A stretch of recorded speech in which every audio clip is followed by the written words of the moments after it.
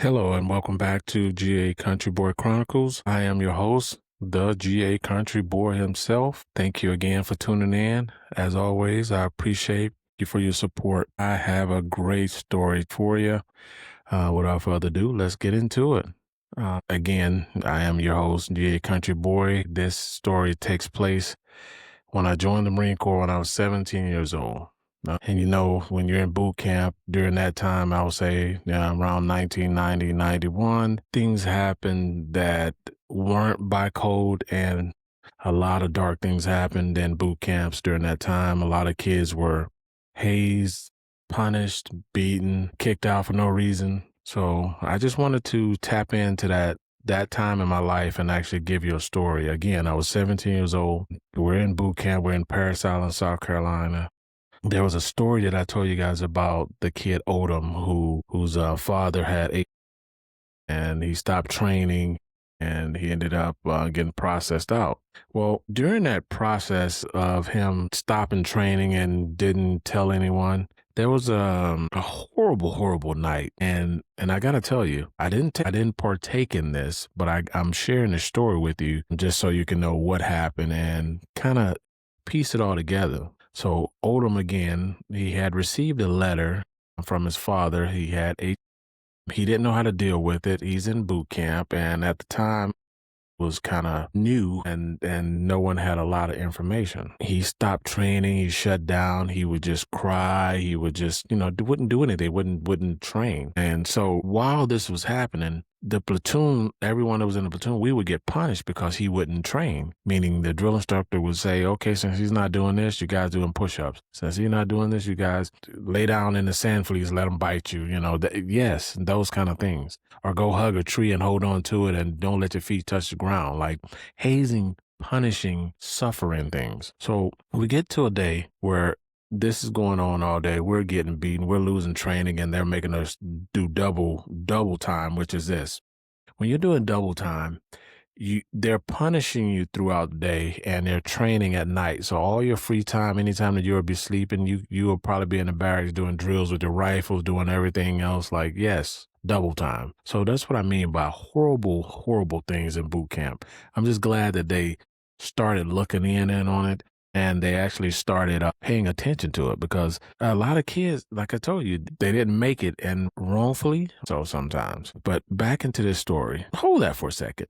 Again, for you guys who haven't subscribed, please hit that subscribe button, hit that like button. You like what you're hearing? Stop on back through. Check out this country boy. I got plenty more stories for you. And don't forget to hit that notification bell as well. All right, back to the story. He doesn't want to train. We're getting punished, and no one's liking it. Everyone's pissed. It's just a hard time in boot camp. So some of the guys decide to pull a Full Metal Jacket, where these kids would do a lot of hazing, bad things, and of that nature to try to get people to do things. In this case, they picked up this idea where the name of this actual episode is the pillow attack.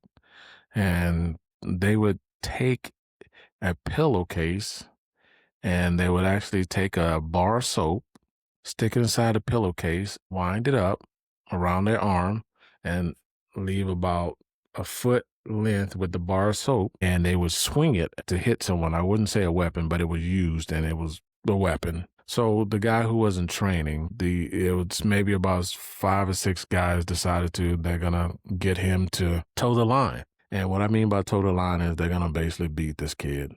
And this happened in the middle of the night. Of course, us squad leaders and platoon leader, we weren't involved in any of this. So you wake up to this. This is how the story goes. You wake up to someone just kind of screaming, crying, moaning, and all you hear is doop, doop. So let me tell you how they set this up. So in the Marine Corps, when you're in boot camp and you're training, there's a certain way you have to sleep in your bed. They call it a rack, a bunk. So you're sleeping in your rack where the covers are basically tucked all the way under the mattress, and you just kind of get in like a little snug pocket. They don't want you messing up the bed, because when you wake up in the morning, you got to fix it, just tuck it back in and keep it going. Everything is tight, right? So you're in it, and you're like snug, and you're sleeping on your back, or You typically will sleep on your back. You don't roll over because you don't know when you have to jump up. So if anyone take and grab the size of the sheet, if you're on the top and pull down, they would lock you in pretty much. You couldn't move because you sleep. They wanted you to sleep like you're in a coffin, your arms down beside you. That's how we had to go to sleep every night. It was just their way of locking us in mentally to just follow orders. But that bed, by doing that, they held both sides. So 6 people. So they all 2 at the bottom, 2 at the top on each side. So that's 4. And then the other 2 holding pillowcases. They hold the bed sheets down to pin him in the bed, and the other 2 would just whack the crap out of him with these bars of soap in the pillowcases. I felt so bad when I woke up and heard it.